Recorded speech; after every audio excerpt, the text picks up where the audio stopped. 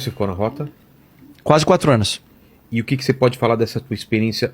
E depois eu quero saber como político, mas fala dessa tua experiência, o que você viu, o que você aprendeu e que agora está tentando resolver dentro do sistema. O que você falou assim? Porque a gente sabe dos problemas, todo mundo sabe do problema. Sim. Muita gente na rua, pobreza e tal. O que dá para fazer de maneira prática que não seja algo de precisamos melhorar a educação que precisa.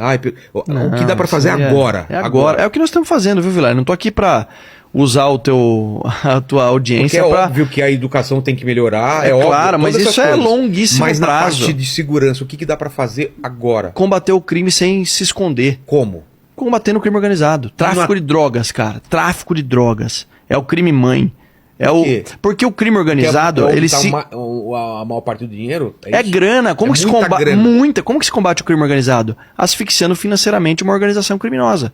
Você tirando dinheiro desses caras, eles... Vai tirando dinheiro do caixa do crime organizado.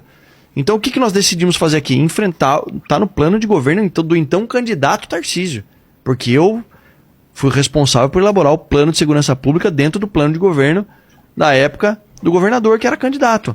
Então o que a gente colocou como pilar principal? Combate ao crime organizado. Mas como você tira o dinheiro dos caras? Asfixiando financeiramente. Tipo, aprendendo a droga? Exatamente. Que mais? Cadeia logística, tem que quebrar a cadeia. E as armas? Primeiro você tem que entender, faz parte também, quais são as fontes de renda dessa organização criminosa. Não é só droga? Hoje é o tráfico, em especial o tráfico internacional de drogas. Antigamente você tinha 3 fontes de renda do crime organizado em São Paulo. O cara pagava mensalidade. Tipo, proteção.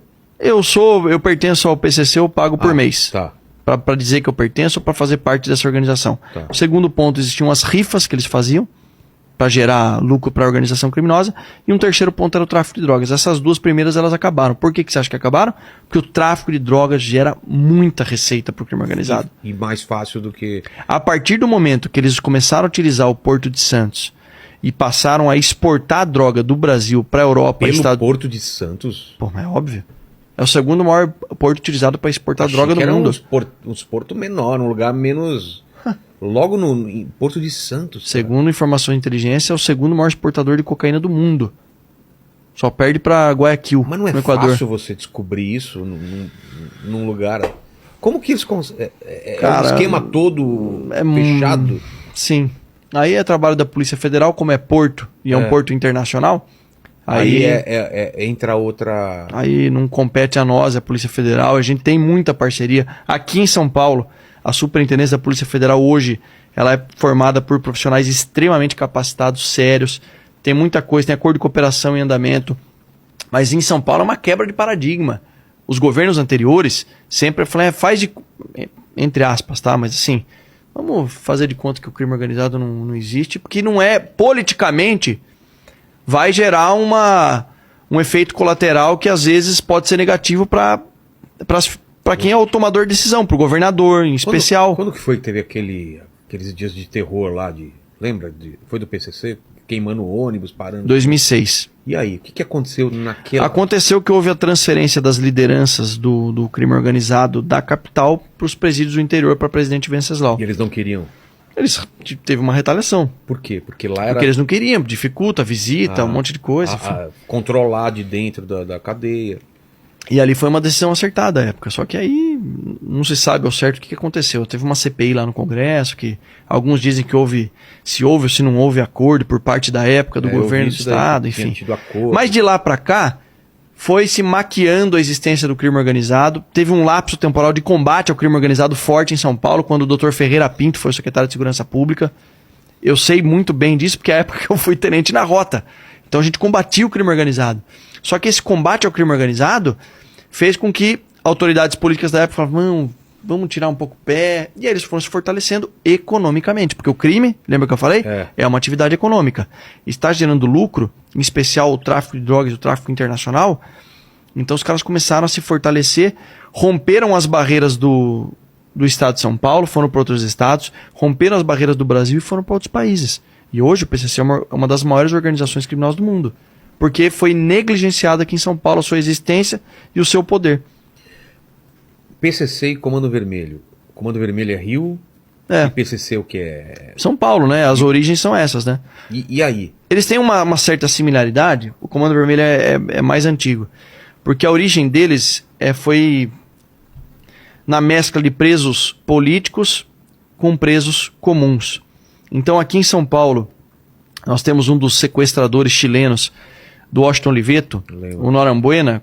Ele é considerado, acho que tem até alguns relatos que o próprio Marcola do PCC acabou falando que foi um dos mentores intelectuais deles. Os caras acham ainda como romantismo, mentor, como se fossem intelectuais. Vai tomar banho, né? Mas enfim, eu eles... soltar um palavrão agora, pois quase, cara. Tem que me controlar aqui. Né? Às vezes banho. Seu filho... Parece tiras, né, da sessão da tarde. Seu filho da mãe... Vou chutar o seu traseiro. Seu idiota. Seu bastardo. O cara falando, motherfucker! A tradução é light. Seu babaca, né? Às vezes eu esqueço que eu... Tranquilo. Como deputado eu posso falar o que eu quiser, como secretário o pessoal pega mais no pé. Mas vamos lá. Tá, esse cara então... E aí a origem deles é exatamente do Comando Vermelho também. Eles misturaram presos políticos com presos comuns e aí eles começaram a se organizar como uma coisa que poderia crescer e se organizar. E foi o que aconteceu. Isso foi sendo negligenciado. E com o crime não se negocia. Não existe negociação com crime. Você deu a mão, que é o braço. Que deu o braço. Não tem. Crime se enfrenta.